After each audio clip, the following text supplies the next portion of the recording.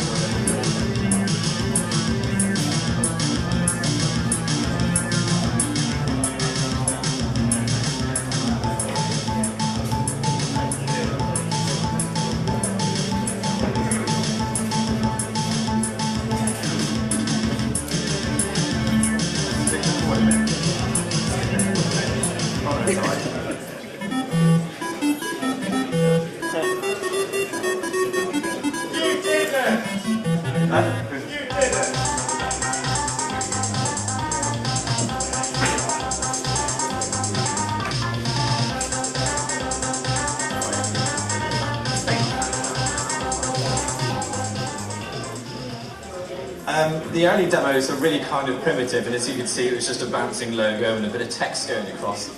As time went by, basically it became more of a technical challenge where instead of just having a greeting or a graphic, something like that, it'd be about how much can you push from the individual system that you've got.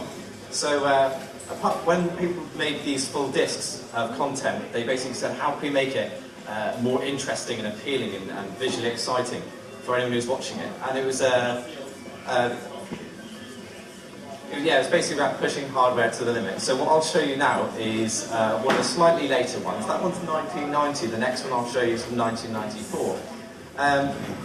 Best way of looking at demos is almost like being a music video that is generated on a computer, but everything has to be done in real time. So you have 3D graphics, sound, all the mixing for that, all the rendering and all the resources have to be displayed on the screen right as it's computed.